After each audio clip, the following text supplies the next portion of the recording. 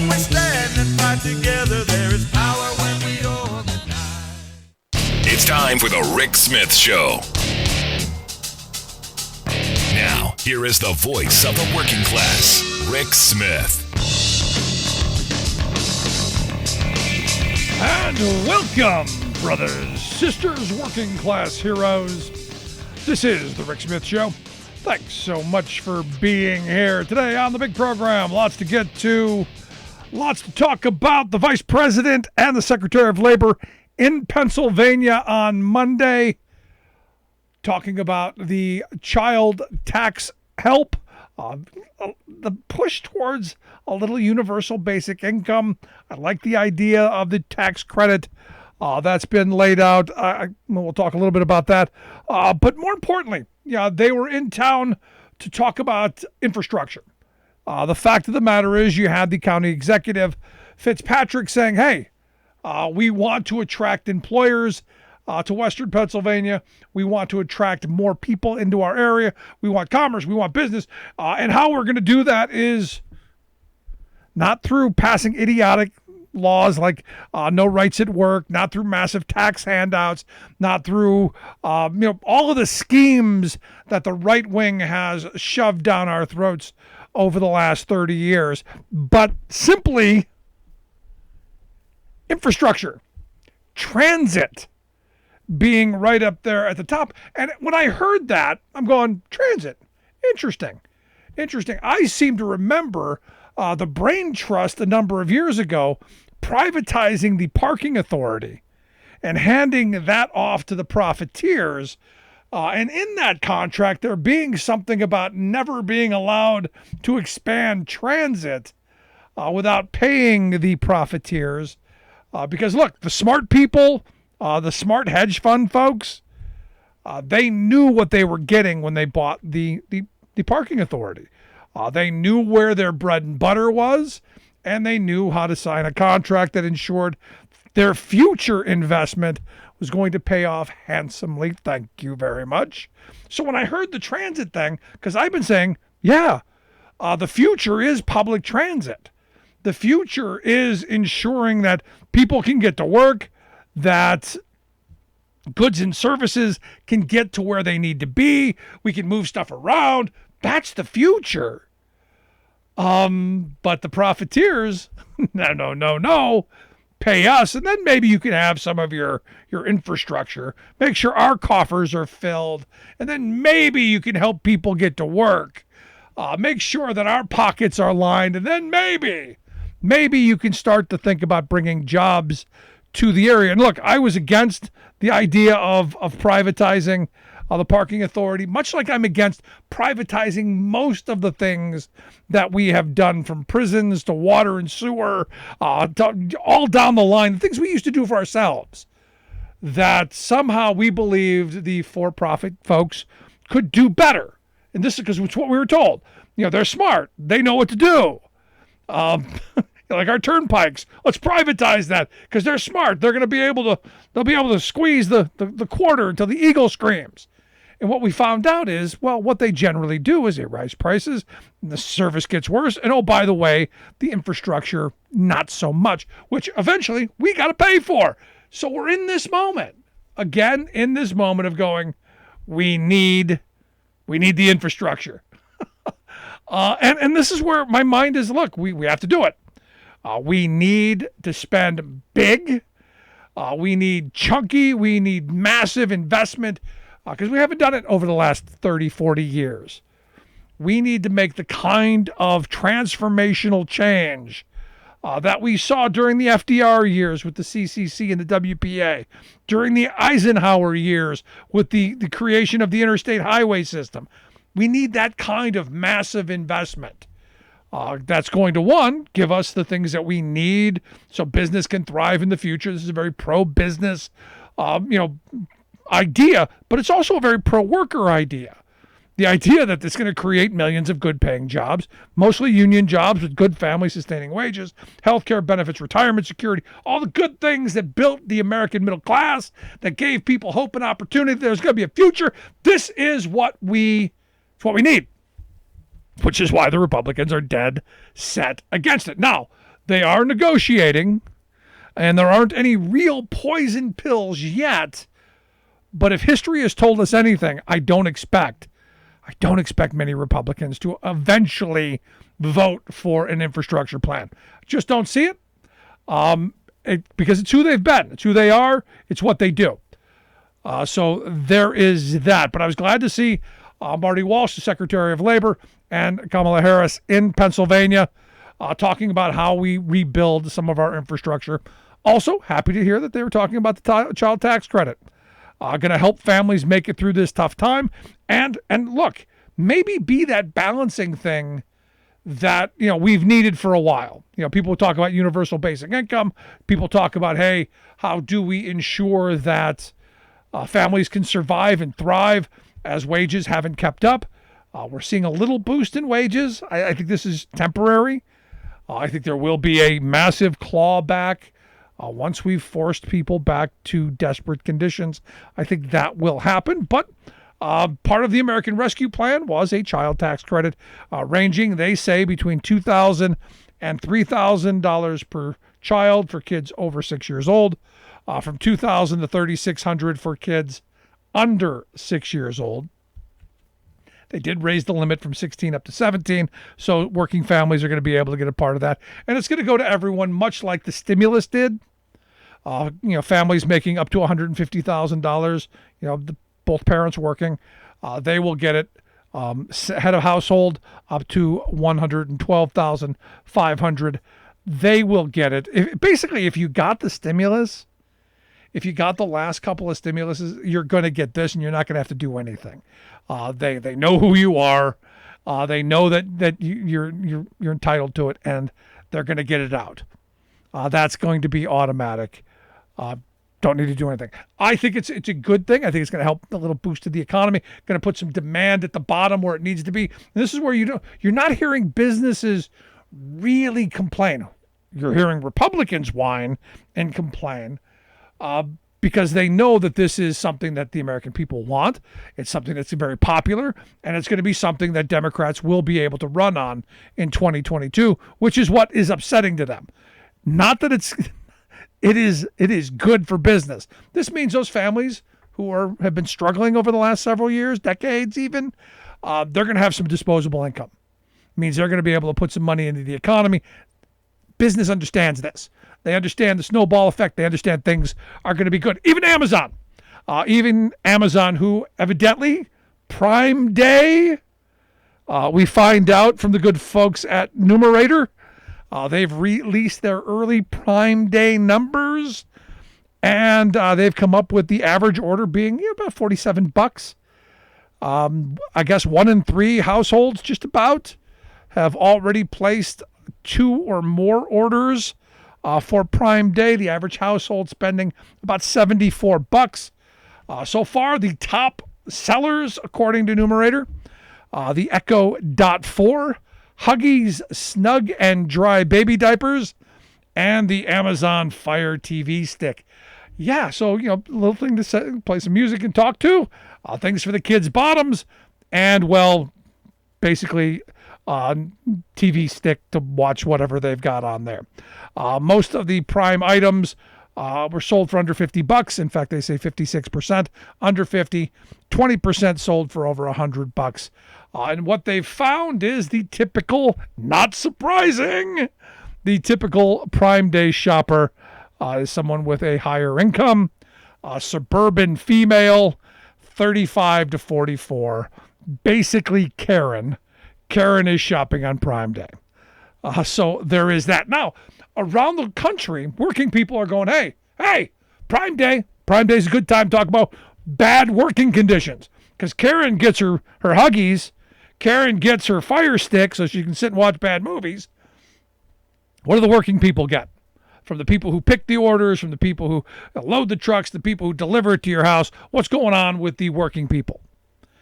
In Germany, what they're doing in Germany is they're calling for a strike of 7 locations across Germany because they're saying, hey, these are bad working conditions, poverty wages.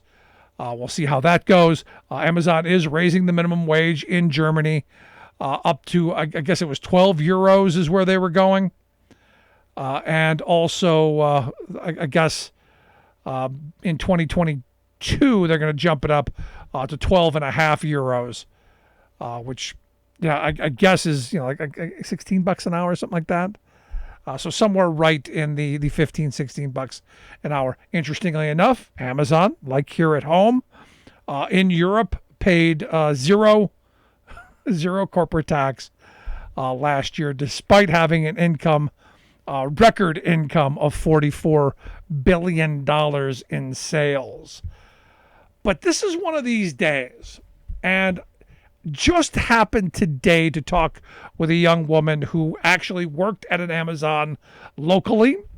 The horror stories that you hear are confirmed every time I talk to another Amazon worker who is now seeking other employment. And for me, the highlight of this should be, these are the days where we make Amazon pay attention, because this is a big day for them. This is, one of those things where they get a lot of free promotion. This is the day that we should be demanding that their employees get better wages, hours, conditions. They get union rights, all of those things that we've been fighting for. And this young woman today, I was explaining to her the difference between working at a place like Amazon and working in a union facility. And the big difference is the end of at-will employment, which she knew really well. She didn't know what it was called, but she knew, because a lot of her friends would come to work, middle of the day, pack your stuff, get out, fired for who knows what reason. And I said, look, in a union environment, there is the idea of you can only be fired for just cause. In an Amazon environment, in a non-union environment, you can be fired for any reason or no reason. And today over at the Bloomberg Business page, there was an article on just this, because evidently New York is moving to end at-will employment for fast food workers.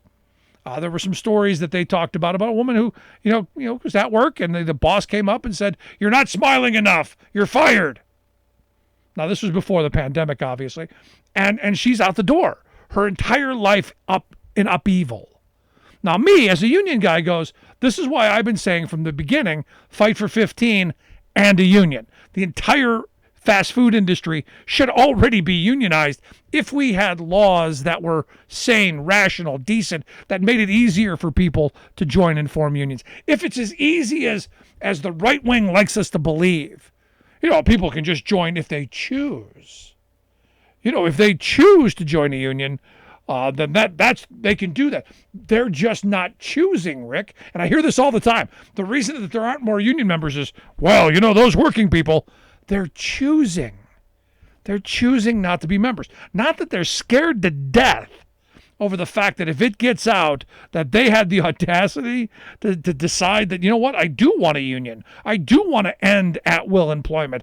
I want my merit to be paid for. I want to be fired or kept based on my merit, not based on, you're really not smiling enough, or you've got long hair, and that's, we don't like that kind of hair here. That your work actually is subpar. I mean, everyone agrees if you're not doing the job, there's the door. But all of the other things that people get fired for, it's quite remarkable if you stop and think about it, because you can be fired for literally no reason. And most people don't believe that until it happens to them. Until they're standing there going, wait a second, I was a loyal employee. I did everything I was supposed to do, and I'm still fired? Yeah. Your only recourse, as long as the boss doesn't say something about your age or your gender or your ethnicity, they don't even need to say anything. They just say, you're fired. There's the door. They don't even have to explain why, which is why it's so hard to hold employers accountable when they do go, you know what, I really don't like you because you're old, but I can't say that, so I'll find a million other reasons. And as I've said, people go, that's not possible, until it happens to them, until they're looking at my only recourse is to go file for unemployment. That's it. Now everyone goes, I'll get my lawyer. Good luck on that one. I really want to see you do that on a consistent basis. I want to see you be able to get a lawyer at, Dewey, Cheatham, and Howe and go up against Amazon. Ain't going to happen.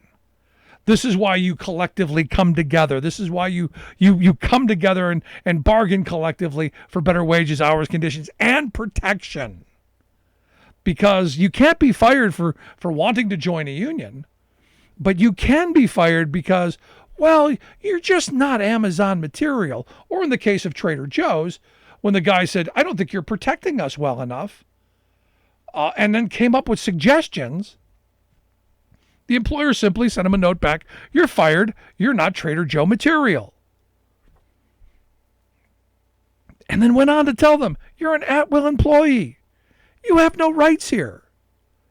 So when I look at New York, who's going, you know what, we're going to put some protections for fast food workers. Nobody else really, just fast food workers, because they're right now the most abused, and they're the ones who are saying, look, we are the most abused. We're paying attention to that. But that's not just their industry. It's across the board. I can't tell you how many people I run into on a daily basis who, when I explain the difference between at-will employment and just cause employment, you could only be fired for just cause. You did something wrong. You didn't come to work. You boogered something up. You were just a bad employee. You can be fired. And in a lot of cases, if you are that bad person, you should be, because you're pulling everybody else down. But just because you've got braided hair or you didn't smile enough, because you have such a pretty smile, that to me says we got a problem. Houston, we have problems. And look, as a union guy, I say this all the time. I want people to have union protections. I don't necessarily want laws to have to be passed. But we're in a situation where the laws to help you join and form unions are so badly broken, so badly tattered, the pendulum has so badly swung to the side of employers that maybe the only way we protect people is by local communities passing laws to protect local workers. Maybe that's what we have to do, because clearly our federal government is broken, and clearly most state governments are broken. And clearly the wealth class of this country is in firm control of state legislatures and our national politics. So maybe this is the way it has to go. Personally, I keep saying there's got to be a point at which we just say enough is enough, and people do what they're doing now and saying we're not going to work for poverty wages in desperate conditions and fold their arms. But we're in this moment. We're in this moment where people are finally paying attention. And I'd love to hear your stories. Have you ever been part of an at-will situation? You can email me, rick@thericksmithshow.com. Going to take a quick break. Right back after this. Stick around. More American than workers standing up, and the union gives a voice to win. On the Rick Smith Show. I'm Rick Smith, and this is Labor History in 2. On this day in labor history, the year was 1943. That was the day United Mine Workers President John L. Lewis issued strike orders at the nation's mines, calling out more than 500,000 miners. The third general coal strike in 3 months defied the wartime no-strike pledge. Miners raised several demands, including wage increases, an end to the dangerous third shift, and portal-to-portal pay. High wartime inflation only worsened miners' already low wages. Early that spring, Lewis denounced the mine owners, the War Labor Board, and the Little Steel formula used to calculate wartime wages. He warned the formula meant starvation for workers and the end of collective bargaining. By April, President Roosevelt had ordered wage freezes. Miners began walking out of the pits even before the strike call, as soon as the War Labor Board handed down their decision on June 19th. The board had rejected all of the miners' demands. The United Mine Workers responded, stating, quote, "No member and no officer of the United Mine Workers of America would be so destitute of principle and so devoid of honor as to sign or execute such an infamous yellow dog contract." Though the United Mine Workers were forced to call off the strike the next day, some miners continued to stay out in protest. 4 days later, Congress passed the dreaded Smith-Conley Act, dubbed the Slave Labor Bill, in response to the strike. Throughout the summer, miners across the country would rage against the government for threatening them with conscription and jail time if they dared refuse the terms of the decision. By November, the miners would walk out a fourth time and finally win many of their demands, at least from the War Labor Board. For more information, go to laborhistoryin2.com, like us on Facebook, follow us on Twitter at laborhistoryin2. Welcome back to the Rick Smith Show. Now, here is Rick Smith.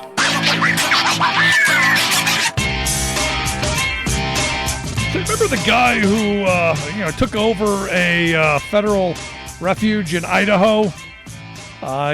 Big armed conflict. They occupied space. There were some great pictures of people with high perched snipers looking down on federal officers. They were really ready for war. Evidently, Ammon Bundy he's now come out. He is going to run for governor of Idaho, which I got to tell you, I think is going to be an interesting race. How crazy is Idaho? Just how far off the beaten path are they? We will now find out. Anyway, here to share some thoughts on just how crazy the country has gotten, how we have moved far to the extreme, and hopefully someday we come back. I've asked our good friend Jeff Hauser to come talk with us. Jeff is the executive director of the Revolving Door Project. They're at the Center for Economic and Policy Research. The revolvingdoorproject.org is their website. Jeff's got a great new piece out on Merrick Garland in the New Republic. Why is Merrick Garland defending Donald Trump? And here to share some thoughts on that, I've got Jeff Hauser here to talk with us. Jeff, thanks for taking time for us. Anytime, Rick. So what do you think? Let's start with Ammon Bundy. Thoughts? Yeah, I mean, the Bundy Ranch stand down, basically when the Bundy is a extremist, right-wing extremist who put together a group, reminiscent of the 1990s militia craze, Ruby Ridge, Waco. And the lesson that's been learned by the federal government from those situations in the 90s is that when crazy white people start breaking federal weapons laws and wire fraud and trafficking and various illegal devices, but they are very well armed, they traffic well enough, long enough, and sufficiently to be well armed, that it's better for the federal government to stand down than it is to, enforce the law. And on the one hand, violence is bad and the federal government should seek to minimize it. And it's hard to argue for the police being more militaristic. But on the other hand,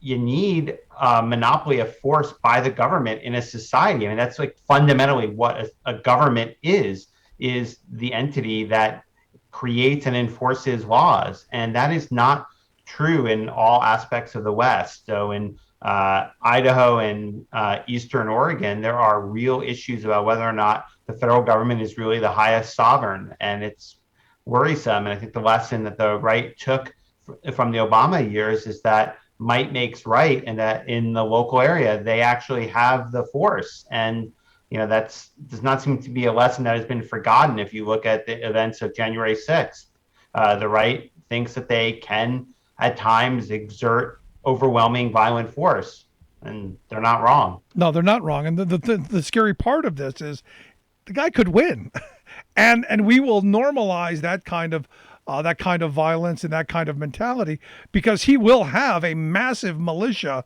not the state National Guard, but a massive militia of, extremists at his disposal, which I got to tell you, kind of freaks me out a bit.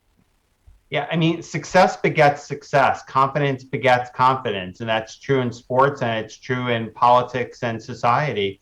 And Bundy has shown an ability to make the government blink, which has got to impress, wavering people. Like, this guy's got something going on. He's got a charisma and he's got a track record of being a powerful person. And I really think, fundamentally speaking, violent people like that are a threat. I mean, there are all these complicated views that people have to say, oh, it's not really that big a deal. It's only out in Idaho or something, as if that's not part of the continental 48 of the country. I mean, yeah, I think it's really worrisome. Now, the crime here, as I understand it, is that he's a rancher whose his cattle and his livestock are feeding off of federal lands, and he's not paying for it. So basically, that's the crime that he's getting away with, lining his pockets at the expense of the taxpayer. But we forgive that because, as you pointed out, he looks strong, and success does bring more success. Yeah, I mean, the Western lands fights go back many decades. Efforts by ranchers to essentially graze their cattle for free on federal land. The federal government is a huge landowner out west, and one can definitely argue whether or not that land should be returned to, say, indigenous people from whom originally it was taken. But there definitely is no sense in which these ranchers have any claim to the land. But they want it, and they have developed an ideology that makes the federal government out to be some sort of occupying force. But not only is that legally wrong, it's also not really true in the sense that the federal government refuses to actually occupy the land and exercise its authority as a sovereign. So we're in a weird situation in which we normalize the accession of land from the federal government to these ranchers, and they feel like they own it. And so whenever there is an effort to actually enforce the federal government's actual title to the land, people get very angry out there. I see. Here's a good place where the 40 acres and a mule could come in handy. We could just give all that land to people, and then there you go. It's a way of doing a couple of things. But here's the thing that gets me. I mean, we're normalizing this kind of behavior, and every time you turn around, you see that Democrats, the left, whatever, kind of blinks, steps back. Today, a federal judge dismissed a lawsuit by the ACLU against the Trump administration over their clearing of Lafayette Park with tear gas and rubber bullets and the flash grenades and all of that stuff. Basically normalizing, if a president wants to clear an area, all right, let's go. Whether it was a peaceful protest or people demanding to have their voices heard, I guess we're now okay with that. Is that what I'm getting here? Yeah, I mean, there are a lot of things going on. It's an interesting case. So everyone remembers President Trump having people tear gas and a photo op in front of a church where Trump held the Bible upside down and acted like he had any deeply felt religious sentiment in his body. And the one thing that happened recently that was influenced the media coverage of this whole issue, as well as the judge's opinion, is that the Inspector General at the Department of Interior put out a report that on its face suggested that this was all a big misunderstanding, that what happened was that they were going to build a new gate, and that in order to build the new gate, they needed to clear the space, and that's why the tear gassing happened. And it's extremely tendentious. I have not read it in detail. I've only skimmed it, but NYC Southpaw, who's a figure many people on Twitter might be familiar with, who also writes for Yahoo News and he did a really good analysis of the opinion, which kind of confirmed my first read, which is that they basically partially selected facts to make it seem like this had some connection to gate building, which of course was not going to begin at 6:45 at night on a weeknight. That's not what they were going to be doing. It was clearly ordered by Bill Barr, but by selectively interviewing some people, not interviewing others, the Trump-appointed Inspector General put out a misleading report that was then relied upon by a Trump-appointed judge to the district court. And that opinion now, as you said, essentially lays out a pathway for any president now or in the future to just say, I'm going to be somewhere in the future, and ergo, any protest is subject to tear gassing, which is obviously, I mean, you can joke about cancel culture, or you can make up whining about the fact that maybe some rich conservative won't get speaker fees at a university. But talk about cancel culture. Tear gas is cancel culture. And this is all because Trump has stacked the inspectors general across the executive branch, and he has stacked the judiciary. And we have a real problem with the rule of law when we have figures like that intentionally misinterpreting the facts and misinterpreting the law. No, and also, as I understand, they gave Barr and a number of officials qualified immunity, which means you can't go after them either. Again, I find this stuff, quite disturbing. Because I don't expect Joe Biden to do it, but in 2024, if we end up with a Ron DeSantis or heaven forbid Trump comes back, we've now put into place that this is now normalized, this is now possible, and anytime there's going to be a protest in the future, it can easily be broken because this. Yeah, I mean, I think Richard Nixon somewhere in his grave is like, why didn't I think of that? I mean, the protest in D.C. really got into the head of Richard Nixon.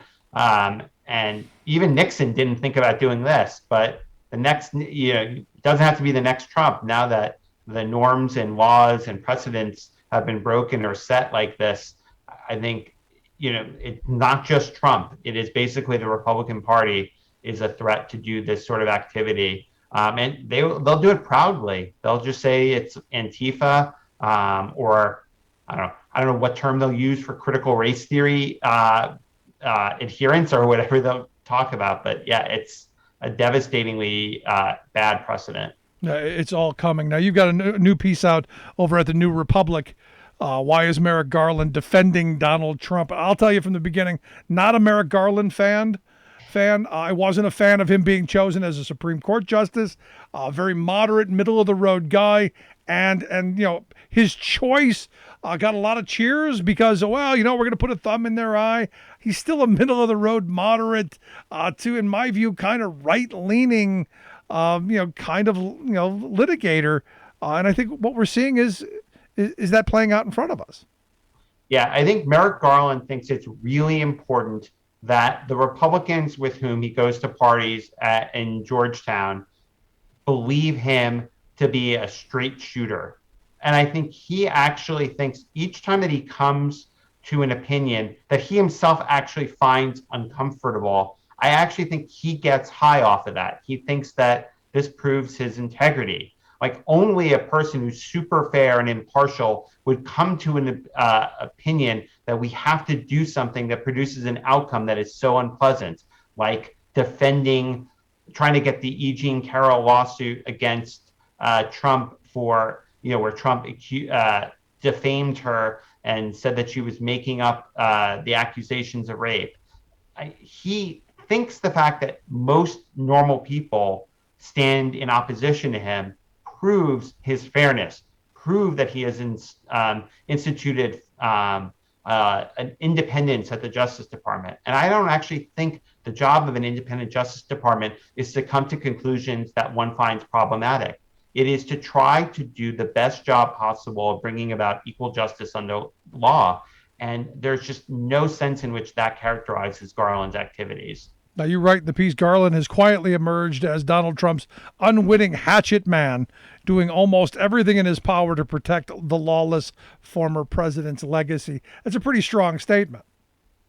Yeah, I wish we did not have to make it. I wish we're not saying we told you so about his appointment, but we are. I mean, we need somebody who has not spent the last 25 years isolated on the D.C. circuit, only getting out of the D.C. circuit to go to parties with rich law firm friends. We need somebody who's lived in America and who understands what Donald Trump has done to this country and kind of understands what Donald Trump did to the Justice Department. Many of the best lawyers, the best career people at the Justice Department left because working under Jeff Sessions and Bill Barr was unacceptable. The people who remain are not a random sampling. It's the people who are willing to stay under 4 years of Trump and this Justice Department. And we also have a situation in which the top people, the top levels of the civil service, of the professional class at the DOJ, reach their level at the direction of the Trump administration's political appointees. So they're de facto politicized. And Garland wants to pretend that they're all just like normal people, and they're not. It's really bad. And there's going to have to be a reshuffling and a series of reassignments. at the senior levels of the Justice Department. There's going to have to be, every Trump political appointee needs to be pushed out as soon as possible. And we need to get in people who are committed to the idea that even rich and powerful Republicans can be held accountable under law, and that they, in fact, rich, powerful people, not necessarily Republicans, but rich, powerful people in general, when they break the law, it is worse than if some poor person sells some drugs. And that is not the current impetus of the Justice Department. I mean, you have a DOJ Civil Division where they're trying to prevent Betsy DeVos from being deposed by victims of for-profit greed by the for-profit colleges that took advantage of a bunch of students. And Betsy DeVos did what the for-profits wanted. People sued, a judge ordered a deposition, and Garland's Justice Department's like, nope, you should not be allowed to make Betsy DeVos testify. Why? That is the question. I mean, for me, there was, at the beginning, there were people who were hopeful that we were going to get to the bottom of what was in the Mueller report, that there'd be some people held accountable. Now we find out we're not going to get notes on that. Is there any, I guess this is the last question I've got for you, the last line of questioning, is there any accountability that we're going to get out of this Attorney General as we go forward and looking back at what was the last 4 years? Will there be any accountability? Well, I was hoping for perp walks. I'm not seeing it. I'm not seeing that coming.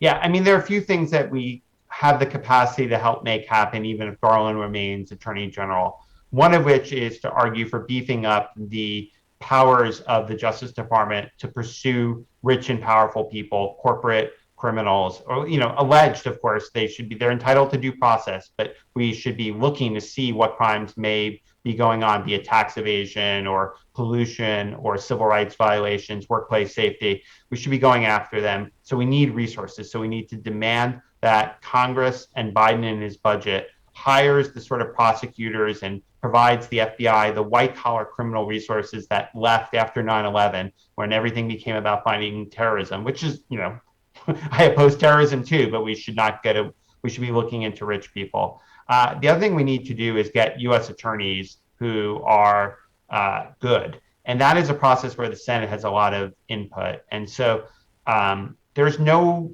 Biden appointee as a U.S. attorney in America right now. There's no nominee. There are 93 jobs. These are powerful positions. There's not a single nominee yet. That has to stop. We need to make Biden and Schumer prioritize the identification of nominees, the confirmation of nominees, and installing people in place. Because there are limits to how much Garland and Lisa Monaco, his deputy, can micromanage good U.S. attorneys. Excellent point, and it's something we should be jumping all over.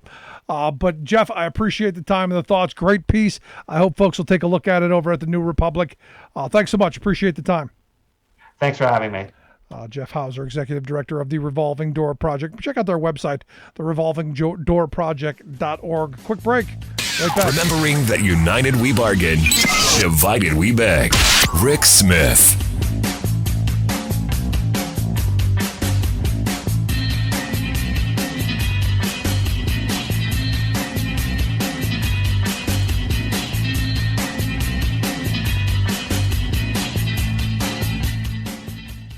I'm Rick Smith, and this is Labor History in 2.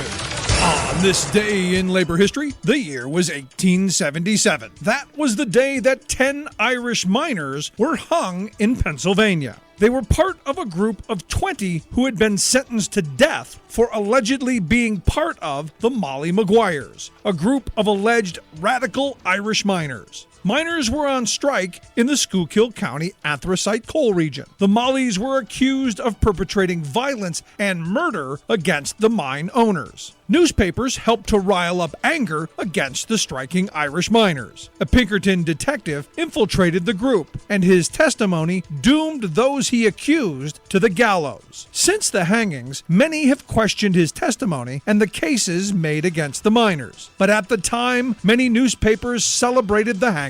On the day of the executions, the New York Tribune called the men, quote, the wild beasts of the collieries of eastern Pennsylvania. The Carbon Advocate Advocate of Lehighton, Pennsylvania, declared the majesty of the law has been vindicated. The community breathes more freely now that these men who feared neither the laws of God or man have met their doom. The day has gone down in labor history as the Day of the Rope, or Black Thursday. The message of the hanging was meant to be sent to all who would dare stand up against the mine owners. In 1979, the governor of Pennsylvania posthumously pardoned John Blackjack Kehoe, one of the alleged leaders of the Mollies.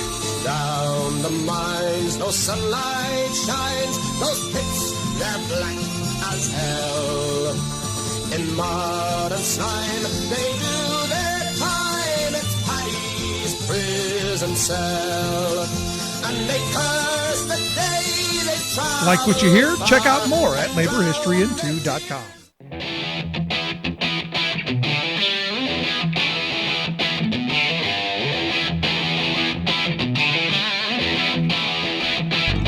Welcome back to the Rick Smith Show. Now, here is Rick Smith.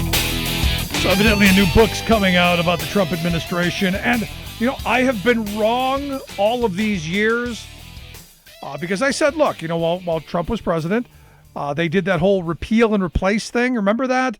They had a big, Trump said, we're going to have something that's going to be great. It's going to be cheap. It's going to cover everybody. It's going to be the best thing. It's going to be the best thing ever. It's going to be fantastic. He was talking about healthcare. I always said there was no healthcare plan. His plan was a blank sheet of paper left in the copier. They never got around to putting anything on. I stand corrected because according to this book that's going to be coming out, Trump did consider sending all of the people infected with COVID-19 to Guantanamo Bay. So that was the healthcare plan. We'll just send them out of the country and let them go. Now, those tourists, you got to get rid of those people. Put them in Guantanamo Bay right next to the terrorists. Yeah, good healthcare plan. Yeah. Anyway, here to share some thoughts on the Supreme Court's recent decision that we're not going to take healthcare from 31 million people and that it's going to stay in place for a while. I've asked our good friend Helaine Olen to come talk with us. Helaine is an opinion writer there at the Washington Post. She's got a new piece out on the Affordable Care Act. She says it's still not enough. Helaine, thanks for taking time for us. Hey, thanks for having me on. So what do you think? We could have just sent all those 6 people to Guantanamo Bay. Solved. Problem solved. Hi. At least Trump had a plan. Look on the bright side, right? I mean, he thought about a plan. Unfortunately, it was really a bad one and it got stopped. When he got it, could we have then sent him? That would have been amazing. Yes, and not brought him back to Mar-a-Lago. Yeah, there you go. Shouldn't be saying this. Anyway, so we're on to talk about the ACA. Last week, the Supreme Court upheld, the ACA. There was just the most recent Republican challenge to it.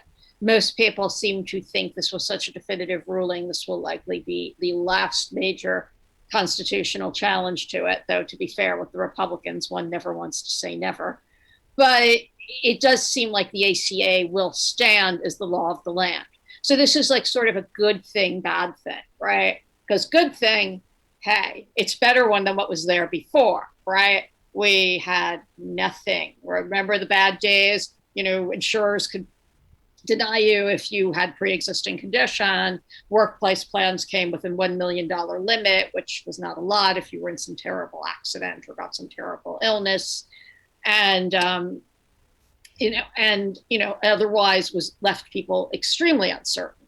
That being said, it's not like healthcare is exactly easily available in one major sense right now, or financially, right? It is still a massive financial succubus on people. And I sort of rounded this all up because I think there's been this excuse me, allergies.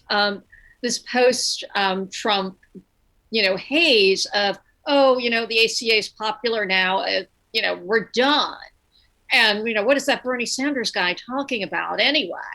And in fact, that Bernie Sanders guy actually has a lot to say about this because the fact of the matter is, as Americans, we spend as a percentage of GDP more than twice as much as any other developed country. For that, we get, sort of mid-tier results. Yes, we have this amazing state-of-the-art medicine if you're a multi-gazillionaire. But for, everybody else, we've got stuff like, a fairly high rate of maternal mortality for Black women. We have the cost of childbirth for the average person sets you back $4,500. In Finland, it's $60, and they'll throw in the baby cradle for you. Something Republicans might want to think about the next time they're pondering the falling birth rate in this country. Right. And, people are in debt here over healthcare. We know that, percentages of people don't take their entirety of their medicine. We have death by, insulin. I can't afford my insulin. We have, GoFundMes. We have medical bankruptcies. And, we might have some, amazing cancer treatments, but it can be very hard for people to access sometimes because of the financial bloodletting of it. And to not discuss this stuff is to be living in denial. We know from polling that Americans remain very concerned about healthcare, that it is an issue that has the potential to kind of roil politics, for the rather obvious reason that people are just desperately seeking help. Claims denials are a thing. Nobody seems to know why they happen half the time. A study came out that said 1 in 6 claims on the Affordable Care Act exchanges was initially denied, which seems like a pretty high number. And you just sort of hear these stories all the time. And the idea that we're all okay and everything's going to be wonderful because the Affordable Care Act has been saved is just kind of, it would be nice to think that's true, but it's not. Right. And I should throw in one other thing that I mentioned in the piece, which is right now we have more significant subsidies to pay for health insurance on the exchanges, but that's not going to last potentially. Those come off at the end of 2022. We have no guarantee that those will get renewed by Congress. We just don't know.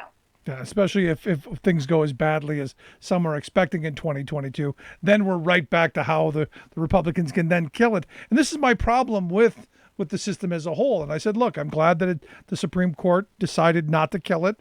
How do we make it stronger? How do we make sure that we get it funded so that it doesn't have to worry about every political whim back and forth going forward? How we make sure that it's strong and it's solvent, and it's like Medicare was. Because when Medicare started out, it was fairly crummy.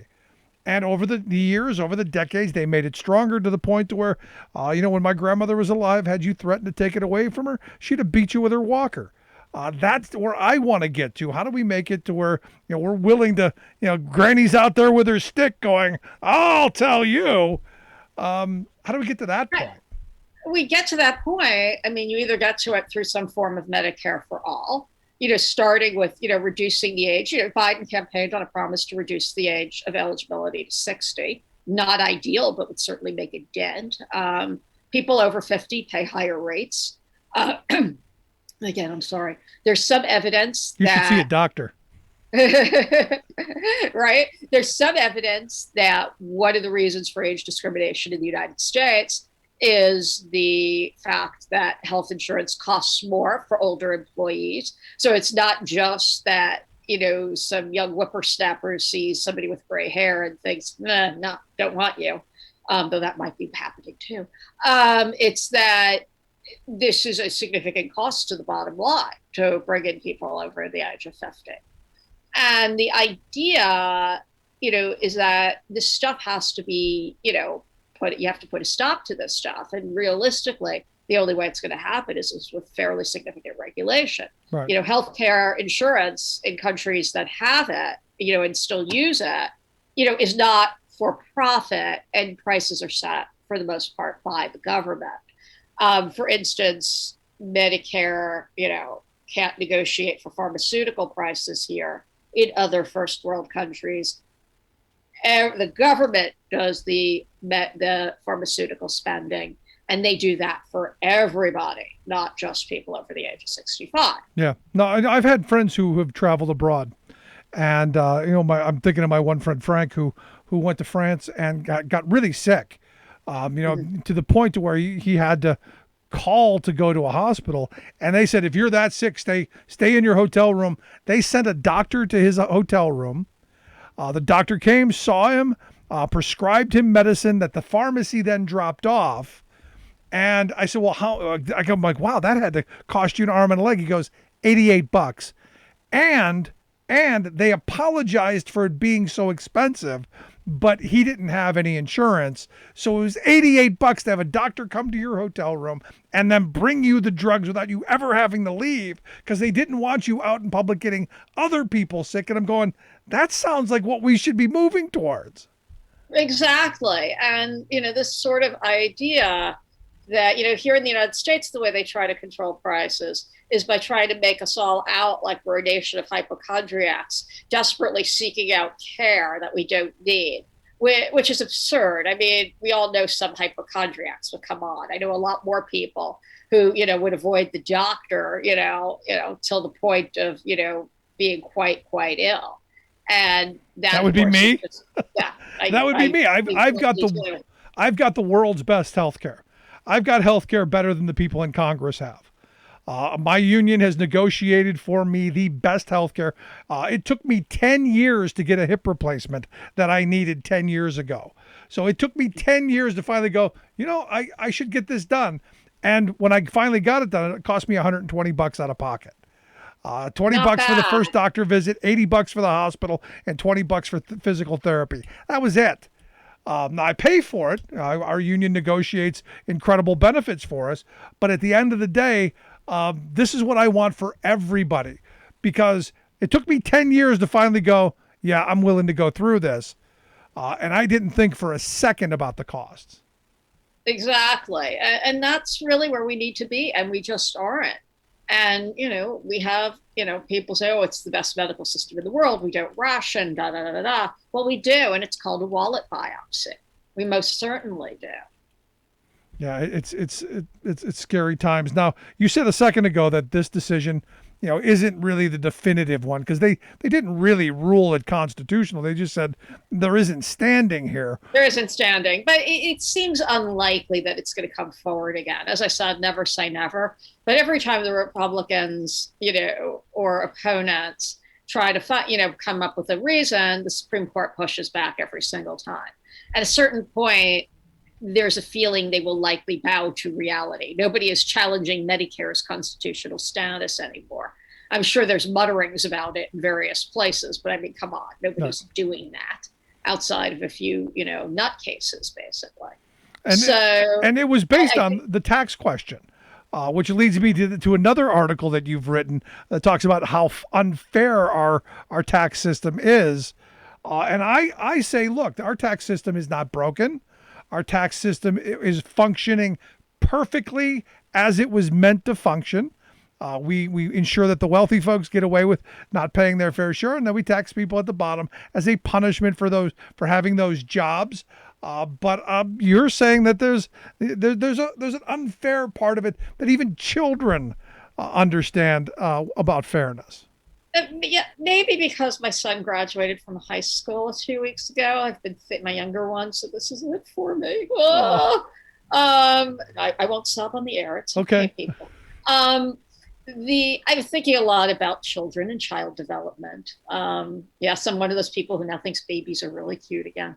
And one of the things that occurred to me thinking about the tax story that came from ProPublica about where they got a hold of, through means still unknown even to them, the tax returns of some of the wealthiest people in the United States, including Warren Buffett, Jeff Bezos of Amazon.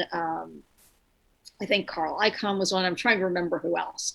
Anyway, it was just a lot of very, very rich people. And essentially, Elon Musk. And essentially what it turned out was that these people were paying next to no taxes.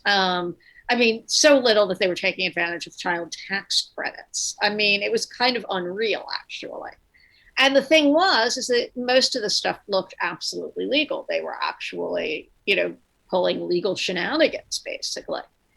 And I thought about this because, children and whatnot. And I started thinking about children and fairness and remembering what I had read about it, because I have two boys, and when they're little, it's not fair. He got the bigger piece of cake. They're looking at pieces of cake the way, we're looking at trying to figure out what our coworkers are earning, right? They're like, that one's got a sliver of chocolate more. And as it turns out, there's reasons for this, that we do this. It goes back to kind of our instincts for cooperation, without which you really can't have much of a society. Right. We need to cooperate with each other. And the only way you can really cooperate with each other successfully is to be convinced that you live in a fair and just society of some sort, right? And we don't in the United States. And, there's a lot of trying to piece stuff together because, polling has limits. We know people are and behavioral science has limits, right? We know people are very angry over the tax situation. We know our politics are just a mess. We know that generally societies with the amount of inequality we have often have this degree of political instability / anger / chaos factor. We know all this, but how it all works together is very hard because you really can't go out and ask people, you can say, how does this sort of make you feel? That pollsters don't do that much. They will say, do you like it? Of course, everybody says no. But how that interacts with everything is very hard to piece together. And so I tried to bring this together with child development theory to sort of show how this could be sort of pointing at a way as to why this was making us all so crazy. Because, as I said, it's extremely hard to prove, but yet we all know it kind of instinctively, that this isn't right and this isn't fair. And I think that's what people sort of said after the ProPublica piece. You had some right-wingers trying to push back and say, well, this isn't news, right? They're taking advantage of legal loopholes, and this is not new. And we know Buffett has said he doesn't pay high taxes. That's what I said. I said, this isn't new. We know this. We know this is the scenario. Right, but showing it, saying we kind of know it, and then showing it gets a very different reaction, right? It's visceral. It's not theoretical anymore. It's not Buffett on CNBC saying, my secretary pays a higher tax rate than me. You can actually see how it happens and how the unfairness happens. And you actually get the real numbers, which is the other part of this, right? And I think it was just an extremely valuable exercise to sort of show both how some elites are completely disconnected from how people think about money and engagement, while at the same time showing potentially how this degree of inequality is actually sort of acting and preying on us in some way. No, you're right. And as I said, we've known about it. This is not new. But when you put the two things together, that they're not paying their fair share, they're not paying anything in some cases, which is why we're not getting healthcare and infrastructure and all the things we need. It is right there to play the fairness. Now, what my wife did on the chocolate cake thing, one kid got to cut it, the other kid got first choice, so they made sure that it was even. Because I should have thought of that. It was very, very simple. Maybe we should have my wife do that on our tax thing. I'm an only child. These things never occur to me. I'm like, it's fair. I'm fair. There you go, Helaine. I appreciate the time. Great stuff. Hope people will check out the pieces written by our good friend Helaine Olen. Thanks so much, Helaine. Thank you so much for having me on. Good stuff as always. Let's take a quick break. Right back after this. Stick around. Remembering that united we bargain, divided we beg. Rick Smith.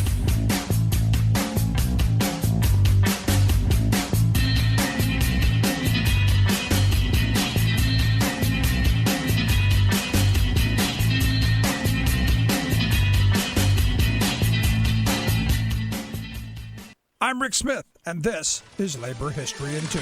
On this day in labor history, the year was 1877. It became known in Pennsylvania labor history as the Day of the Rope. 20 Irish miners were hung for allegedly belonging to a secret group of labor radicals known as the Molly Maguires. The Mollies trace their history back to Ireland in the 1840s. The story goes that an Irish woman by that name stood up to the English landlords. Men fighting for Irish rights would declare themselves themselves Sons of Molly Maguire. To what extent this secret organization actually operated in the United States is debatable. Irish workers who came to the United States often faced harsh discrimination. Many job sites would announce, "Irish need not apply." One place they did find work was in the often dangerous Pennsylvania coal mines in Schuylkill County. Franklin Goins, president of the Reading Railroad, controlled the mines in the 1870s. In late 1874, he announced a wage cut of 20%. The miners went out on strike. During the strike, the Mollies were accused of sabotaging the mines and even murdering mine supervisors. The mine operators quickly blamed any act of violence in the region on the Molly Maguires. Determined to infiltrate the Mollies, Goen hired the notorious Pinkerton detectives. The Pinkertons sent in Irish-American James McParlin under an alias to attempt to join the group. Based on his testimony, 20 miners were hung for murder. They were found guilty even though much of the testimony presented in the case was inconclusive and contradictory. In 1979, the governor of Pennsylvania posthumously pardoned John Blackjack Kehoe, one of the alleged leaders of the Mollies.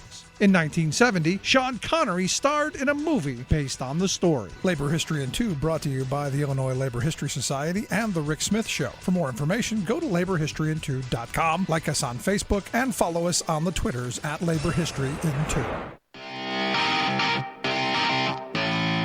Welcome back to the Rick Smith Show. Now, here is Rick Smith. So over the weekend, straw poll. Evidently, there was a straw poll conducted by the Western Conservative Summit. I guess this was put on by the good folks there at the Colorado Christian University's Centennial Institute. You know, another one of these right-wing theological think tanks. But, you know, very conservative. They had their poll and they came out. Donald Trump was not the number one guy. Uh-oh. Seems like the Donald might be falling a notch. Ron DeSantis eked out Trump. So another Florida guy. I don't think he's got much of a chance of being the nominee. I think there's a lot of people for that spot. But he definitely scares me in big ways. But, you know, just a little notch down for Trump. Going to be interesting to see how that plays out. Now, immediately, what happened? Trump supporters claimed that the straw poll was rigged. They claim that Trump will be vindicated when he's reinstalled in August, and he will be reinstated as the official winner of the poll. So there is that. Anyway, here to share some thoughts on the poll and, well, where we go from here. I've asked our good friend Max Burns to come talk with us. Max is a Democratic strategist, also columnist over at NBC News and the Daily Beast. Max, thanks for taking time for us. Thanks for having me. So Trump lost again. Trump supporters not happy. They want to recount. They want an audit. They want to send in the folks from Maricopa County because they're really boogering things up there too. I'll tell you, the best thing that maybe could have happened is that Donald Trump undermined all this faith in elections, because now they may never know who wins the Republican nomination. They'll be litigating it for years. But, you know, you're right. Ron DeSantis ahead of Donald Trump at the Western Conservative Summit straw poll. DeSantis had an approval of 74. Donald Trump had 71. Nobody else even close. Mike Pompeo, I think, was in the 30s. Tim Scott was in the 30s. Everybody just pointed and laughed at Marco Rubio as usual. But it does show that, you know, deprived of a platform, Donald Trump is really starting to take hits. Yeah, and did he even show up? I mean, even with the crinkled pants or anything? What, did he show up? No, Donald Trump does not show up to places that aren't going to pay him, especially nowadays when he's afraid that he might get picked up at the airport and extradited back to New York any day now. I imagine he's sticking close to home.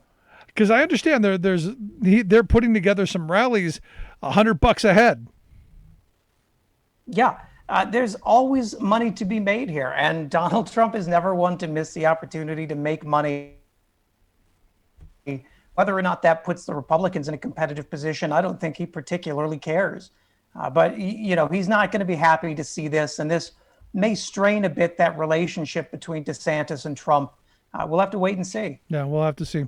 But, you know, one of the things that caught my attention when I read the article over at Newsweek is they said that the poll was held online using the approved voting method where voters selected multiple responses to each question. So the approved voting method, and I'm going, is there any approved voting method that has Trump coming in second to the Republicans right now, or to them losing? And this is where, as you've said a moment ago, they've done such damage in undermining our elections. They've done such damage in this mythology that all of these things that they believe happened that were proven not to have happened actually did happen, that I don't know that we can go back to a time where there will be elections that anyone trusts. Well, Republicans are stuck with this monster that they've created. And we see now with this poll that DeSantis and Trump, there's really no alternative to Trumpism within the Republican Party. The third place finisher was Ted Cruz, who only got 42% approval. So Ted Cruz isn't even favorably viewed by a majority of Republicans anymore, according to this poll. And that should really tell you how far into Trump's pocket the party's gone. Yeah, well, Ted Cruz is just a horrible human being.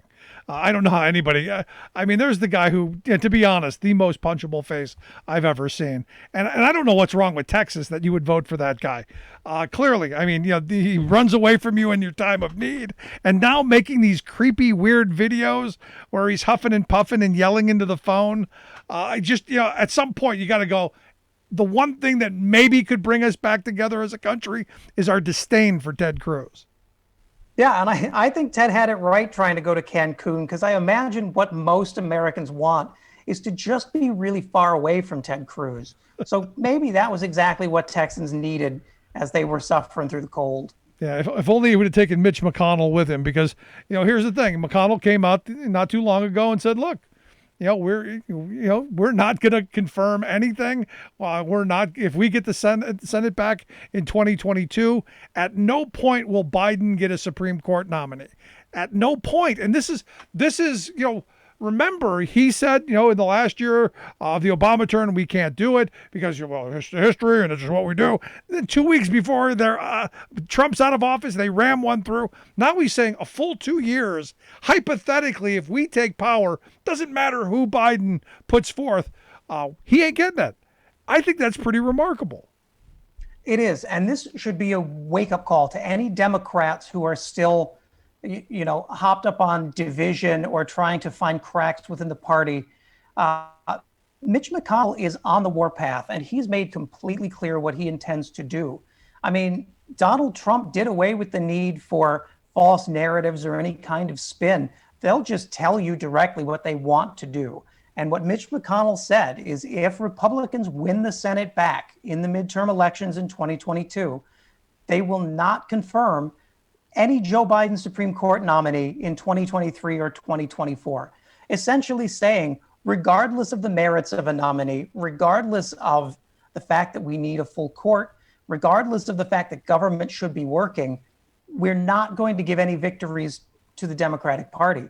And that is going to screw this country up worse than almost anything that's happened over the past 4 years. No, that's just not the Supreme Court. That's what he was talking about. That's probably any court nominee, which again, they have been masterful at packing with corporatists and conservatives over the last, not just 4 years, but the last 20 years, in my view. They have swung the court to a very corporate court, and not just the Supreme Court, but all the way down the judiciary. Because they played the long game.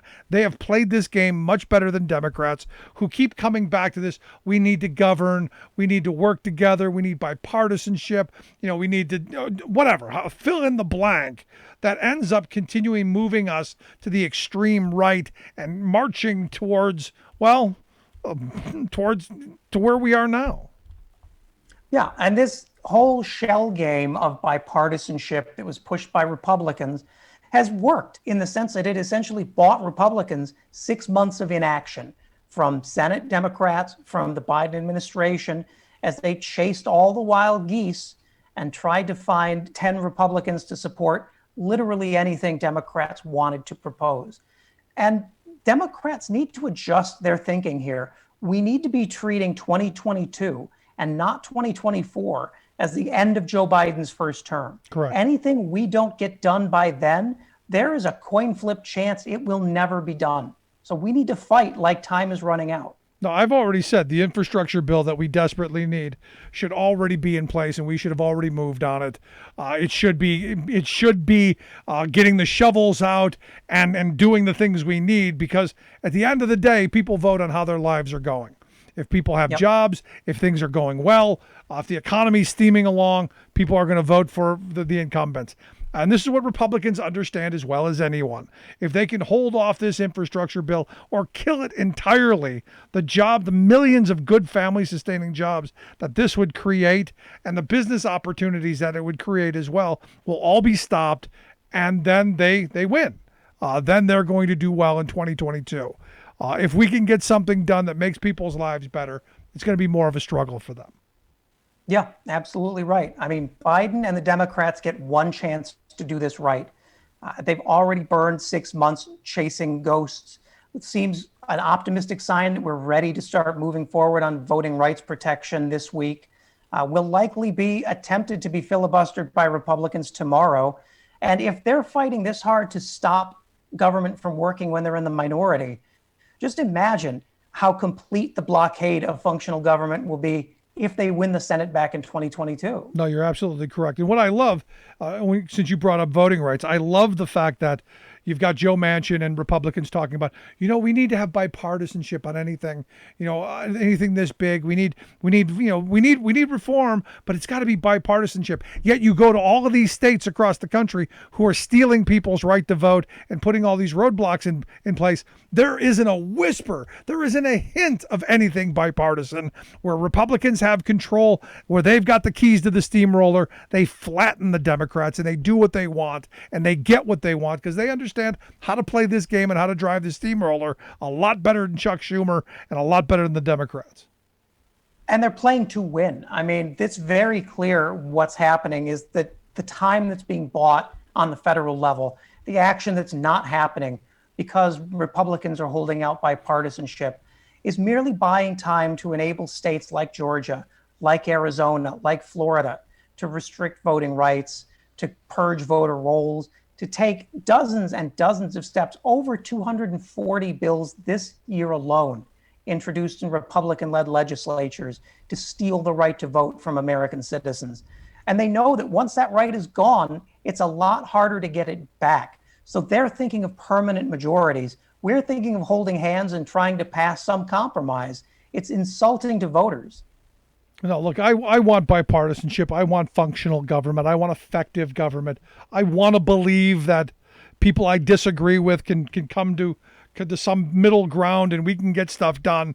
But if history has shown us anything, if watching Mitch McConnell over the last 12 years, over the last 20 years has shown us anything, it's that they don't want functional government. They want government small enough and broken enough to drag into a bathtub and drown in the bathtub. They've told us this already.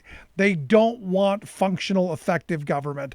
They want dysfunction so their corporate overlords can take over. And to me, it's that simple. You're dealing with people who don't want our government to work. And they tell us they don't believe in government. They don't believe government can or should do anything. And then they set about to make sure that it can't and won't do anything. Yeah, that's absolutely right. And it goes so much deeper than just not wanting government to work. The Republicans' entire existence as a party is now dependent on perpetuating the idea that government does not work. Their fundraising is driven by it. Their candidates are driven by it. The only organizing theory Republicans have right now is to portray government as broken and then use that as an excuse to take rights away from people. Yep. And I love you. It's you pointed out that they're taking rights away from people while simultaneously what they're complaining is the Democrats are coming and taking things from us. They're taking our country. They're taking our guns. They're taking all this stuff. And I'm going, when? When did this stuff happen that you're claiming the victim on? Nobody's coming to take your gun. It isn't happening. But there are people who to their core believe it, just like they believe that Donald Trump was cheated in the last election, yet none of them provide proof. Yeah, and it's not about convincing you or me. This is completely insular thinking. It's completely keeping the base motivated, keeping them believing these increasingly desperate beliefs. And it works. I mean, I don't dismiss it because it works. It brings people to the polls. The problem is it's corrosive to democracy. The people they elect do not believe in democracy. That is something far worse than I don't believe in your policies. It's you're actively dismantle the system we live under. Yeah, at the end of the day, it comes down to Republicans play the fear game much better than Democrats ever could. They keep people in at the bottom of Maslow's hierarchy in the fear and need level, is where Democrats keep wanting to think higher minded. And it comes out in their rhetoric. When they go low, we go high. Instead of when they go low, you stomp their faces into the ground so that they never do it again, which is my mantra. But, they're right. They play the fear card. They play the victim card much better than Democrats do. And it's not that I want to be a victim. It's not that I want to scare people. I really do want the higher minded things. I want us to do better as a country. But when you're fighting with someone, it comes back to the knife gun thing. You're coming to a gunfight with a knife, you're going to lose. And this is where the Democrats find themselves time and time again, because they're not willing to roll around in the mud. Yeah, and it's so similar to what John Adams said during his ambassadorship in France. He said, "I study war so that my children can study art."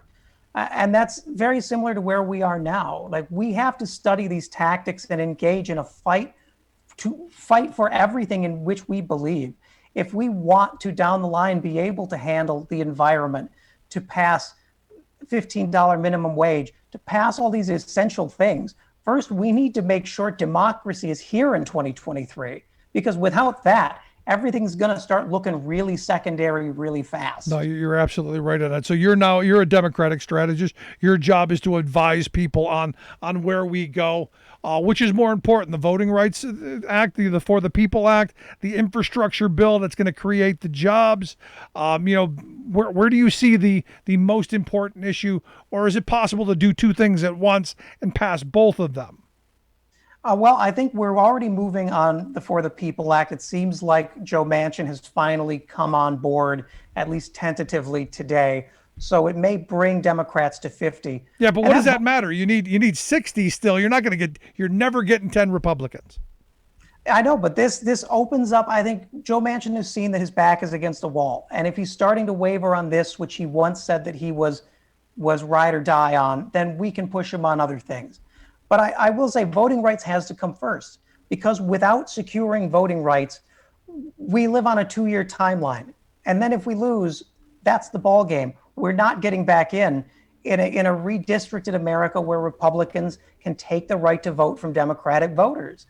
It's solve the voting rights problem now, or everything else just becomes window dressing. We won't have the power to ever actually enact it.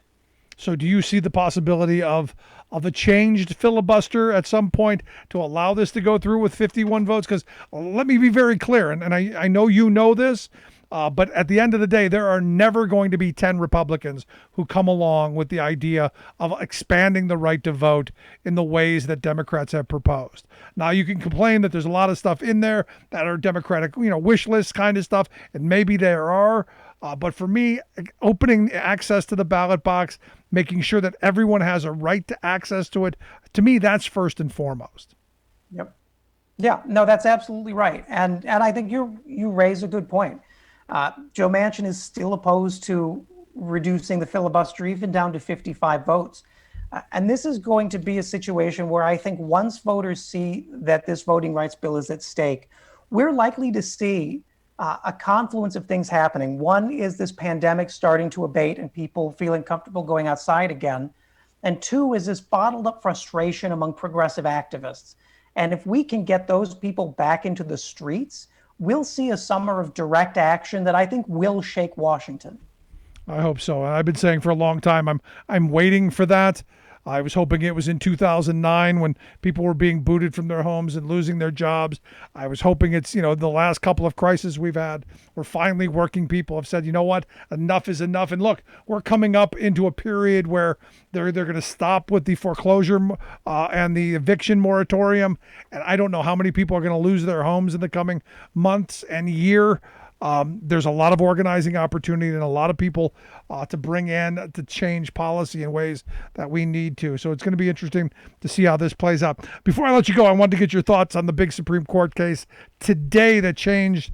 That's changing. I think going to change the NCAA in ways that I don't know that many of us are ready for. But your thoughts on the now we're going to start giving student athletes, I guess, alternative things other than just a scholarship, graduate school tuition, jobs, things like that. I'm curious your thoughts on the decision. Yeah, this was one of the strange moments where I found myself reading Brett Kavanaugh and sort of nodding along.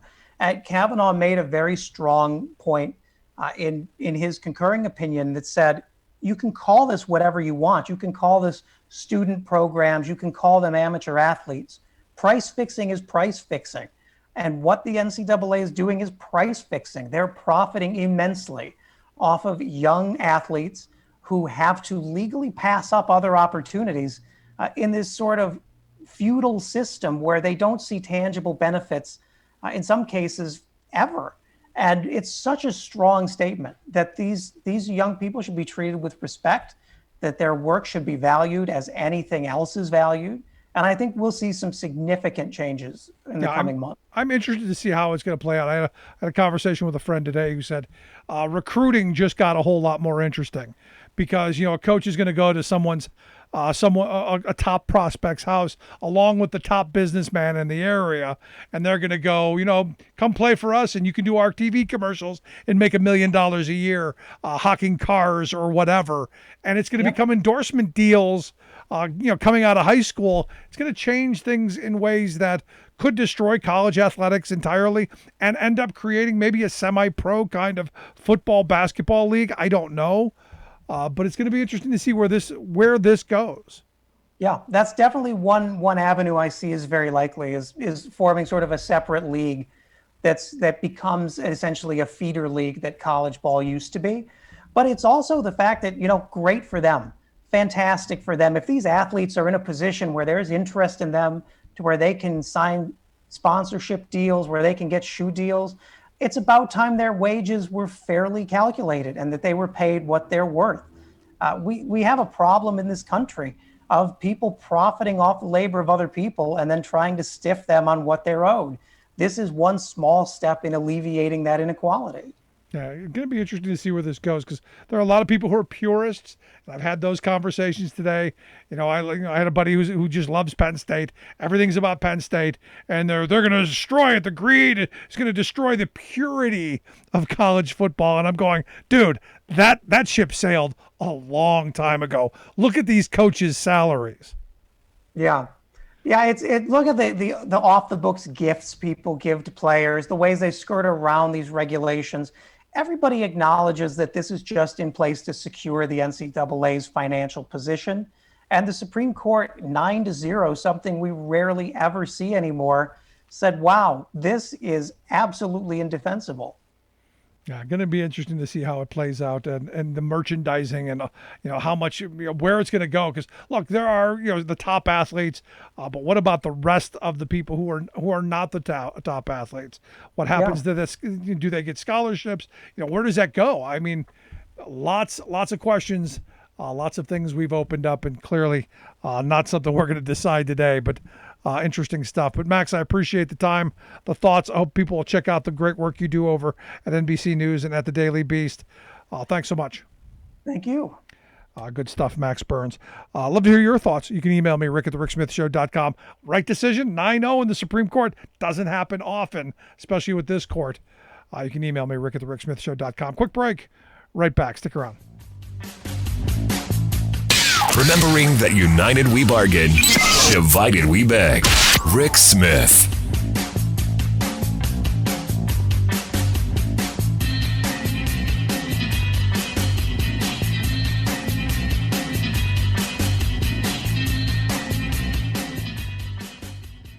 I'm Rick Smith, and this is Labor History in 2. On this day in labor history, the year was 1943. That was the day United Mine Workers President John L. Lewis issued strike orders at the nation's mines, calling out more than 500,000 miners. The third general coal strike in 3 months defied the wartime no-strike pledge. Miners raised several demands, including wage increases, an end to the dangerous third shift, and portal-to-portal pay. High wartime inflation only worsened miners' already low wages. Early that spring, Lewis denounced the mine owners, the War Labor Board, and the Little Steel formula used to calculate wartime wages. He warned the formula meant starvation for workers and the end of collective bargaining. By April, President Roosevelt had ordered wage freezes. Miners began walking out of the pits even before the strike call, as soon as the War Labor Board handed down their decision on June 19th.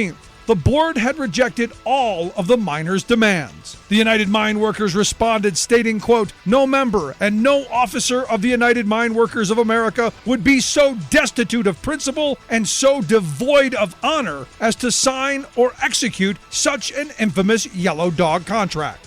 Though the United Mine Workers were forced to call off the strike the next day, some miners continued to stay out in protest. 4 days later, Congress passed the dreaded Smith-Conley Act, dubbed the Slave Labor Bill, in response to the strike. Throughout the summer, miners across the country would rage against the government for threatening them with conscription and jail time if they dared refuse the terms of the decision. By November, the miners would walk out a fourth time and finally win many of their demands, at least from the War Labor Board. For more information, go to laborhistoryin2.com, like us on Facebook, follow us on Twitter at laborhistoryin2. Welcome back to the Rick Smith Show. Now, here is Rick Smith. In the last hour, I talked a little bit about at-will employment. I got a couple of emails that I've taken a look at over the last couple of minutes, basically telling the same tales. Janice tells me the story that one coworker got fired because she had a button on her smock. For those who don't know, it's kind of like an overcoat that you wear at like a retail place, kind of like the vest that they wear at Walmart. She didn't say where it was because it's where I believe she works. Didn't want to get herself in trouble, and this is the kind of fear.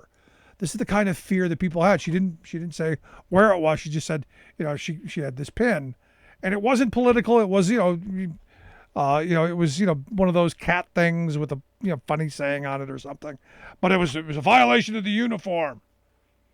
I would have said it's an organizing pin. I'm putting it together to join and form a union, and then you'd have had some protection. They can't fire you for that.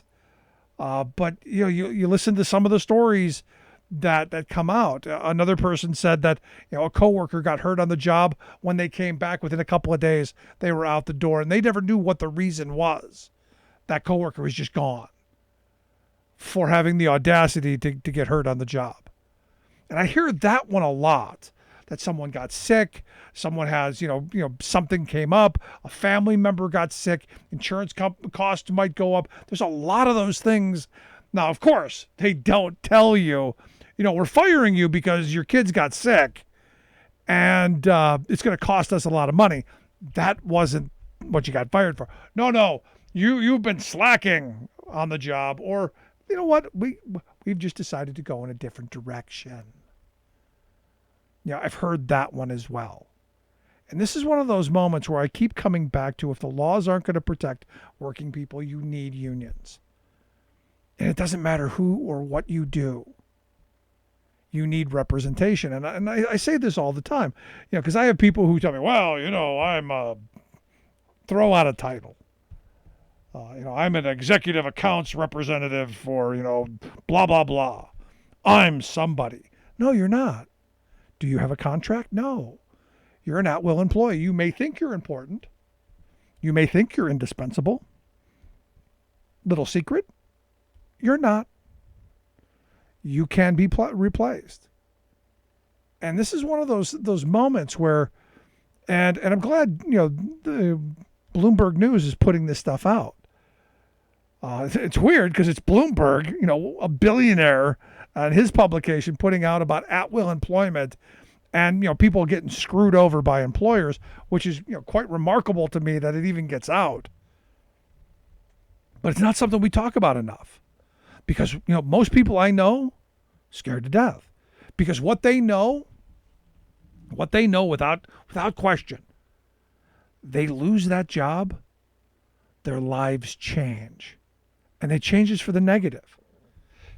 They lose their health care immediately, whatever retirement security cut off, and the wages are gone. And unemployment? Unemployment picks up about 35 to 40%. So immediately you lose more than half of your income, which of course we tax on the federal level. Thank you, Ronald Reagan. And then good luck finding another job because it's always going to be starting over somewhere else at a lower wage. So your standard of living gets worse. Your livelihood gets worse. Your family is worse off. So what we've got is a bunch of people who are scared and compliant. Desperate and compliant. Where the employer class loves working people to be.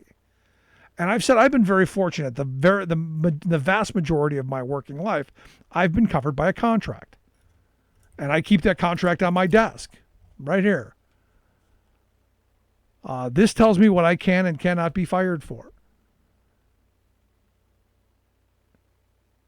It tells me what the cause is. I have to do something wrong. And then I have a grievance procedure, a way to go forward to make my case and defend myself before I can ultimately lose my job. You want to talk about cancel culture?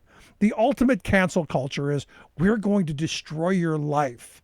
We're going to destroy your family. We're going to destroy your ability to make a living because, well, you wore the wrong t-shirt today.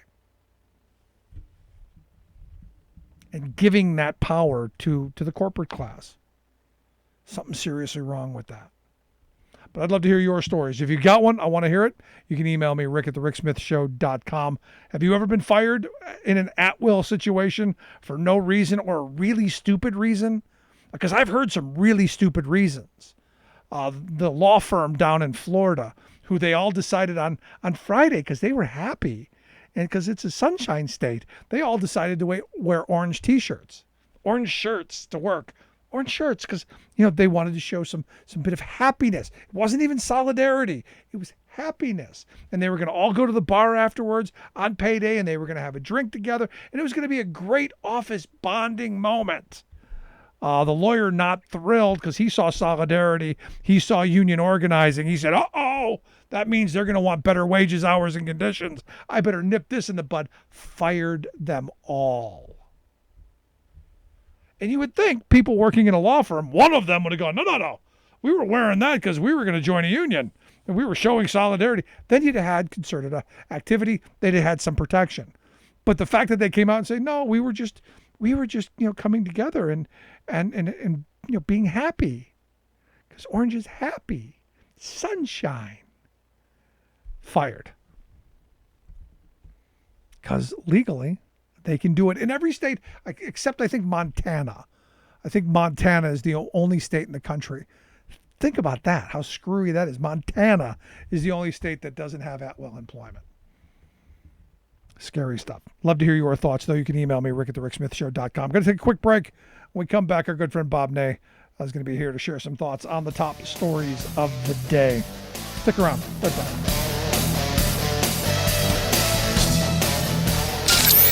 Waving the flag of freedom for people, not corporations. Rick Smith.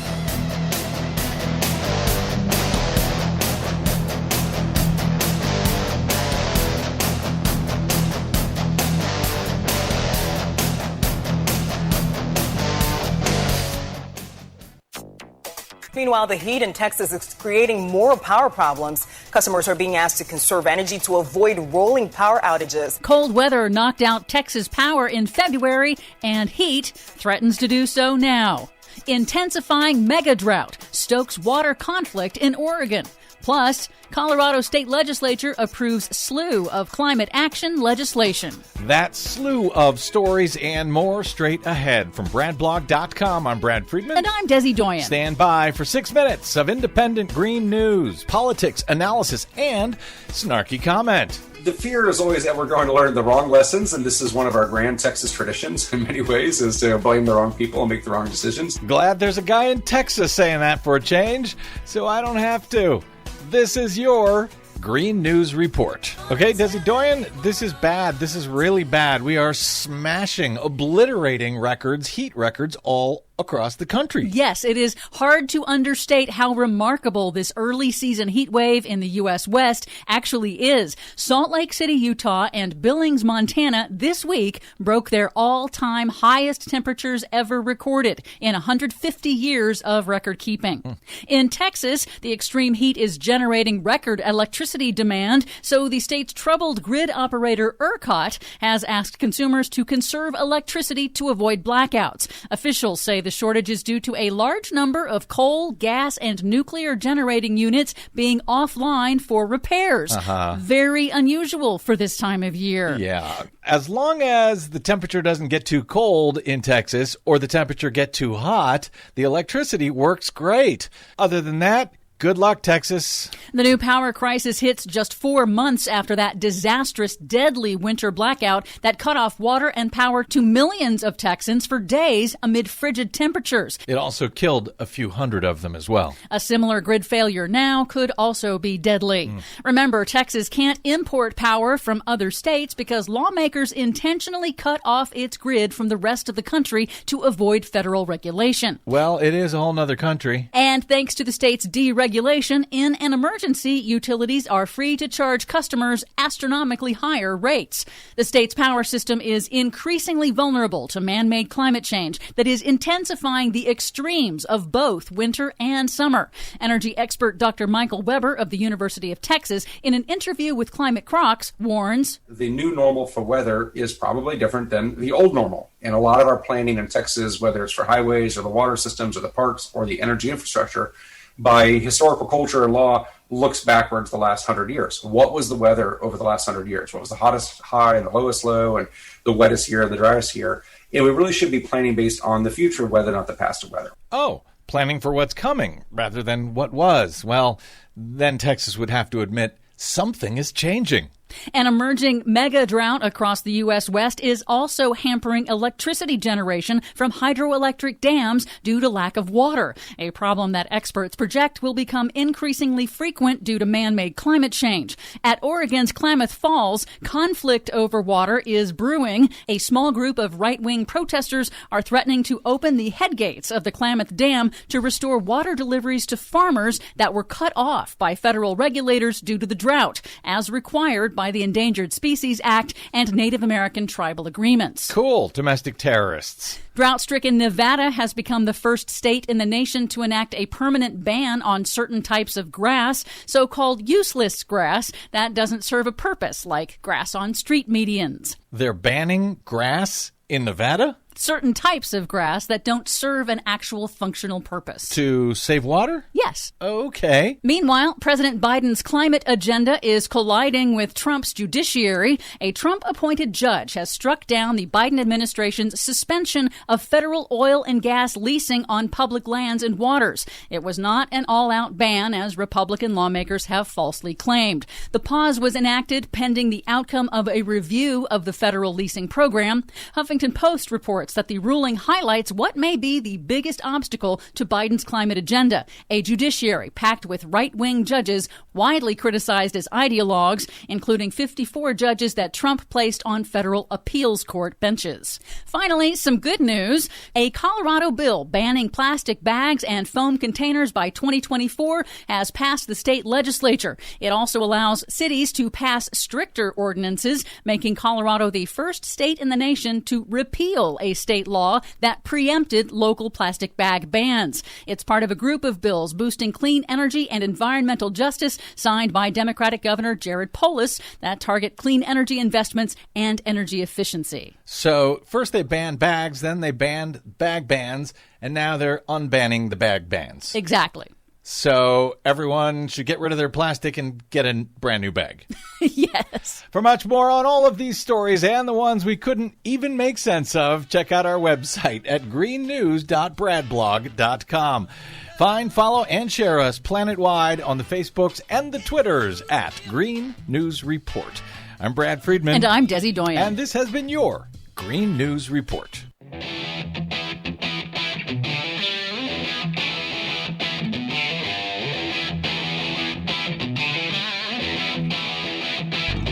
Welcome back to The Rick Smith Show. Now, here is Rick Smith.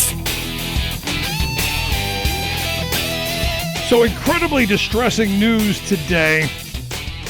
I have no idea why Joe Lieberman is back anywhere near Washington, D.C. But evidently, I guess he's going to be the guy who helps lead the D.C. statehood fight. I guess there's a big hearing in the Senate tomorrow. He is part of this, and I don't know why anyone would want Joe Lieberman a part of anything, considering all the damage he's done. I go back to 2000 when he was the VP choice. Had Pennsylvania not been a battleground state, I certainly would not have voted for Al Gore because of how much I disliked Joe Lieberman. I voted for Gore simply because I thought Bush was the worst alternative. But I would have voted for Mickey Mouse over Joe Lieberman. So to see him back, quite distressing. Anyway, here to share some thoughts on the top stories of the day and maybe a little bit about Trader Joe, our good friend, former Ohio Congressman and political analyst Bob Ney. Bob, thanks for taking time for me. So I'm looking at Trader Joe Lieberman. Not a fan, clearly, of the former senator. Thoughts on this? Well, for the probably the 9th time on your show, I'm going to talk about how people need to remember for insurance companies, he gutted one of the better provisions that could have ever been put into the ACA, into Obamacare, and he gutted it, which was to allow people who, didn't have insurance, I think they have 55 and above, to buy into Medicare early. Everybody loved this provision. I mean, even Republicans couldn't say anything, bad about it. And he gutted it for the insurance companies. And, I just want to remind people above everything else. Now, we can talk about the Iran nuclear deal when he signed, some letters basically outlining concerns about several, provisions in it. We can just kind of go on and on and on about him. He's been in every political party, so we can talk about that too. He's been all over the map. All over the map.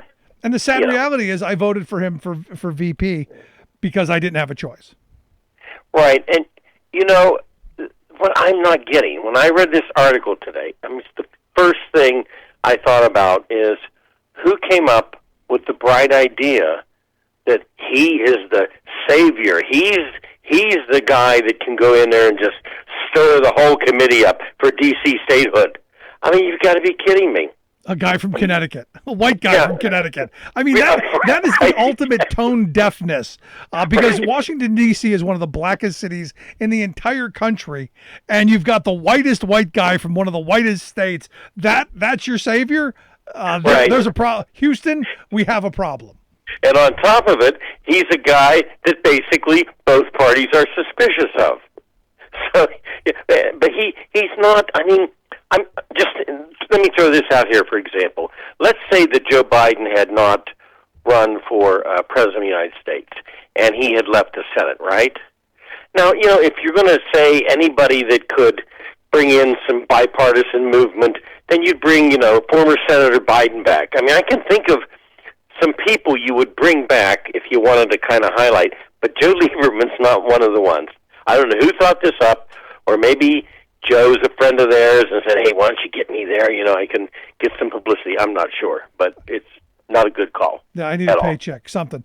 Now, could the thought be that, maybe him and McConnell go back years, maybe they're a little buddy-buddy, maybe there's some, the only thing I can think of is maybe there's some dirt that Lieberman has on McConnell that you can go, hey, remember this? Remember when we went out that night? And I think your wife would want to know. That's the only thing I can come up with. something. I mean, and there are friendships like that where they do favors for each other. I mean, you never know. I know where the bodies are buried. You know, one of those things. That's the only reason to keep Lieberman around, because he's been out of the Senate for what? How many years now? Wow, quite a few. Got to be 10, 12? Yeah, at least he's been out. Yes. Yeah. But I read the article today and I thought, why would you? It just doesn't make sense. That baffles me. Somebody scratched somebody's back. It's crazy, just crazy. It is. So now I want to move along to, because I'm so tired of Joe Lieberman. And I guess, what do we expect? Let me last question on this then. What are we expecting him to bring to this hearing tomorrow of the Homeland Security? And why is DC statehood being heard in the committee of the state of Senate Homeland Security and Governmental Affairs Committee? Well, yes, that's another weird one. Usually when something happens like this, jurisdiction-wise in these committees, and this has been my experience 11 years I was in Congress, people fight over jurisdiction. They want the publicity of it, and they'll fight over jurisdiction, and sometimes somebody's just got enough juice out there to get the bill in there. Because it would really be in like local government type of committee, something of that nature. The Homeland Security committee puzzled me too. And then Lieberman's going there as a former member, and they built that up in the news release. And I thought, seriously, so what? So what? Yeah, does nothing for this bill. Nothing. I'm gonna keep an eye on what happens, because it's very bizarre. Let's move along. The headline is evidently the U.S. is preparing more sanctions on Russia. I guess that's what Jake Sullivan, the national security advisor, told CNN. Is this where we're going? Yes, and this one kind of baffles me because just had the summit, which I think came out okay. The expectations were low. President Biden and his office, lowered them. Putin did, so nobody got hurt, quote, politically on that. And then I read today that they're going to do the sanctions because of the opposition leader, that's in jail.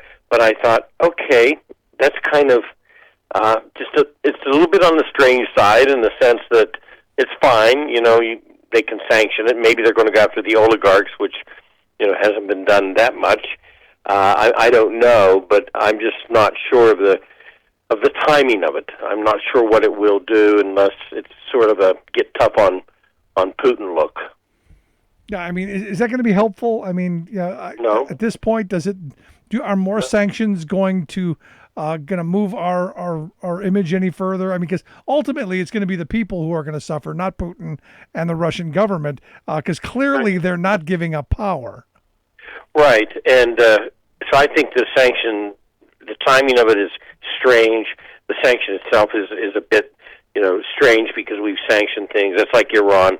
We haven't sanctioned the air yet. And it's not that the Iran regime is a nice regime, but along with these sanctions too, you get a lot of hurt that goes to the general population of these countries. In the sense of medical goods sometimes, and things of that nature. Now, if they sanction individual oligarchs, I guess that's less harmful to the general population. Yeah, I mean, like freezing all of that person's assets, or right. Yeah, I'm all in favor of that That's stuff. Okay. That's okay. That's much better than what we did. And in the case of Iran, with the Trump administration, it was just humanitarian nightmare for the people in Iran. Now, I understand Iran, the Iranian leader, the president-elect said not gonna meet with Biden. Was Biden going to meet with him? He wouldn't have met with him, but there would have been staffers below, which is how this all began. These back channels, and I mean, there's histories of these. Just to give you a quick example, Madeleine Albright and I went to the United Nations together. She was Secretary of State for Bill Clinton. We went to the United Nations together.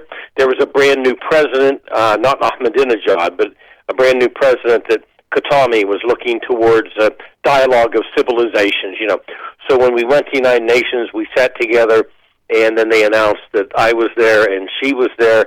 We stood up, but we made sure we didn't go shake. We were told to do this, by the way. Make sure we didn't go shake the hand of the president of Iran. That was a signal sent by the Clinton administration to Iran. That little gesture there. Then there was an accidental meeting with about 4 or 5 people in the Metropolitan Museum of Art a few years later, where the Iranian Speaker of the Parliament, Karoubi, just happened to be walking through when everybody else was, and we happened to have a rabbi with us, and the rabbi shook the speaker's hand, So, and I'm going on about this because there's histories of these things all over the place. And so when it comes to the Iranian leader, there would be these types of things with President Biden's people where they're not in either country, but maybe they happen to meet in Geneva down the hallway, that type of thing. Right. That's as far as it would get. It's not even going to get to that point because the people who did not like the Obama nuclear deal were Netanyahu, Mohammed bin Salman, and the clerics of Iran. Those are the 3 that didn't want it. Right. The clerics never did want the deal. So when Trump canceled it, it gave the clerics power and allowed the clerics to win. Look, Iran's been having, Rick, these, moderate presidents that made a lot of, I think, strides in Iran. Not now. It's back to ground zero. And that is all bad news. But hey, but Donald Trump didn't start a war. Well, and if, the first round, the Iran nuclear deal was kept by Trump. His Secretary of State goes out, Pompeo comes in, and then the total demon arrives, John Bolton, and when he arrives, of course, everything goes out. Bolton convinces Trump the Iranians will be like lapdogs. They will just be salivating for a new deal if you do this. And Bolton was wrong. And now we have one of the greater destabilizations probably in the last decade now because Iran can continue with centrifuges. So what's the alternative to stop Iran now? A war? Are we going to do that? Nope. I don't think so. Nope, not in favor of that. No. Scary. It's a big mistake of the cancellation by the Trump administration, and it gave the ability for this cleric, which he should never have won this presidency in Iran, but it gave him the ability to say, you see, they did the Iran nuclear deal. We told them, our people, not to do the deal. They did the deal with the great Satan. The great Satan canceled it. They starved our people, and this is what you got. No, but this is what happens. This is what happens when you put people in the power who don't understand the nuance of the area like you do or some other experts. It's the same thing with Iraq. I mean, the fact that I truly believe that George Bush did not understand that Iraq was really like 3 different countries. I don't think he understood the nuance of it, and it was just, I've got a hammer, everything looks like a nail, and that's where we're heading. Well, we used to say amongst ourselves under our breath that Cheney went into President Bush and said, go get Iran. Bush misspelled it and put IRAQ. And that's how we ended up there. I wouldn't be surprised. You never know. Let's move it back home. As everyone is opening up, and I'm not sure how you are in your neck of the woods in Ohio, but where I'm at, you see very few people wearing masks. We're back to somewhat normal. But there are still a number of states across the country who are fairly vulnerable. Those in the South, and the reports are now we might be expecting an outbreak in those southern states, and those are folks who are going to be not vaccinated and have a whole bunch of other comorbidities, more vulnerabilities that could cause the next great outbreak. Is this what we're expecting? Right, because there are some states where things have gone downwards in some numbers. Of course, you read the sign and it says if you're vaccinated, you can take your mask off. And then I look around and I'm like, wow, 100% vaccination. Yep. Of people in places. My dad will be 98 in 24 days, and this past weekend when we went to get breakfast, we looked like aliens because I had masks on us, even though we're vaccinated, precaution to the one place we went. Sometimes we don't. But having said that, whether everybody is pretending they're vaccinated and then they take the mask off, there's some realities out there, and you're right. I mean, there's 3 states alone that are high risk, and they're high risk because as you said, their populations are vulnerable to begin with. Before COVID, the populations were vulnerable. And they point out, down south, of course, Alabama, Mississippi, and Georgia were the three they pointed out in the article. And they also have some of the country's lowest vaccination rates. And so you combine that with some healthcare problems anyway, and they may suffer a setback down there. And what does that mean for the rest of us? Because the great fear is you have this big outbreak, another outbreak, a variant pops up, and now the rest of us, we start snowballing through the next kind of round of COVID. Because I don't see us going back to shutdowns. I don't see us going back through any of that stuff. No. I see it was going, well, you know what, we tried, and you're just going to have to power through. You're right. There will never be shutdowns as we had the first time. And you're completely right about that. And there are people out there that have some illnesses and they haven't been vaccinated, and they're out amongst the public, and there's still people that haven't been vaccinated that are out there that are carriers. And so I think it's a problem. I mean, it may not set us back on this particular COVID, but people will continue to die because of lack of vaccinations and then people taking their masks off. Yeah. That are clearly, again, not vaccinated. Everywhere I have traveled in the last 3 weeks, you can't tell me that 100% of the people, because that's about what it is, 100% of the people don't have a mask on. And so they're not adhering at all to the fact that please wear a mask if you're not vaccinated. Yeah, that's not happening. For the first time, my wife and I went out this weekend. I wanted to go axe throwing. I said, what better way to celebrate the end of the lockdown and the end of the I era. can see you axe throwing. I can picture it. Yeah, okay. I mean, have a couple of beers and hang around with sharp things. Sure. Fortunately, didn't lose any fingers or toes. I had a very good time. The guy who helped show us how to throw the axe had a great time with it. But nobody in that establishment, other than my wife, had a mask on. Right. And I was drinking, so it was one of those things where mask drinking would have been hand to mouth a lot of. So I chose not to. But you're right. Everybody else was like, "Yep, it's party time." Oh yeah, no doubt about it. So again, I think they've got to be sensitive, especially the states that have not gotten up to the 70%. They're going to have to do something there to push that effort.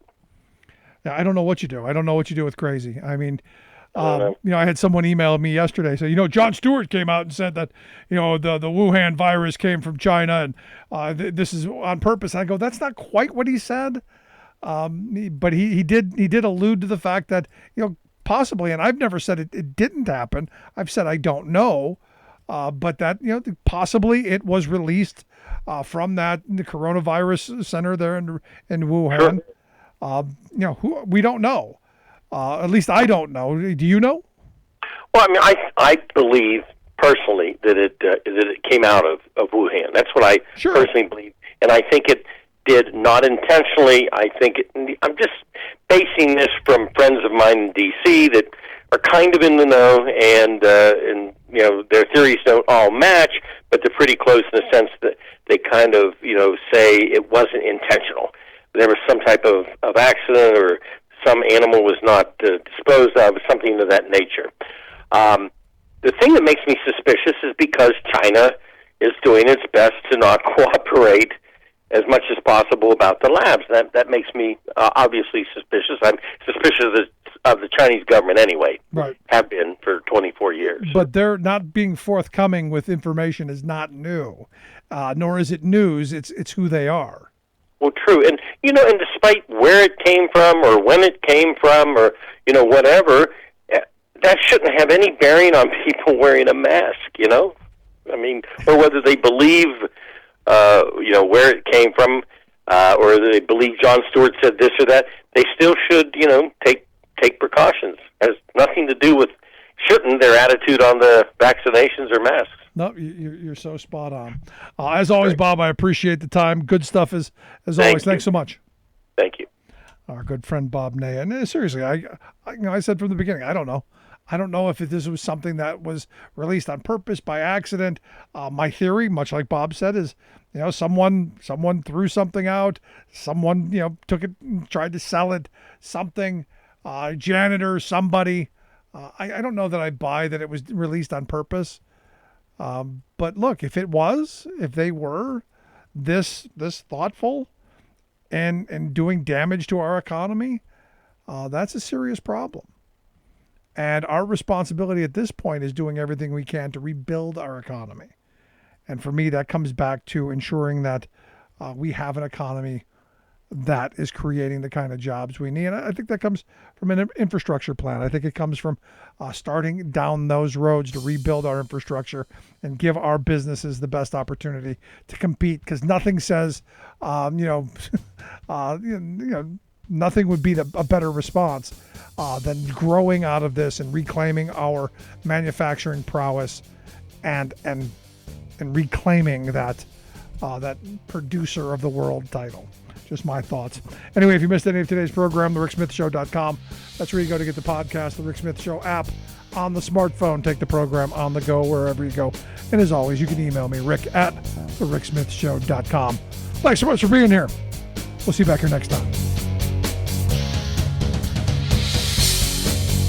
You've been listening to The Rick Smith Show. Email Rick at rick@thericksmithshow.com. Until next time, this has been The Rick Smith Show, where working people come to talk.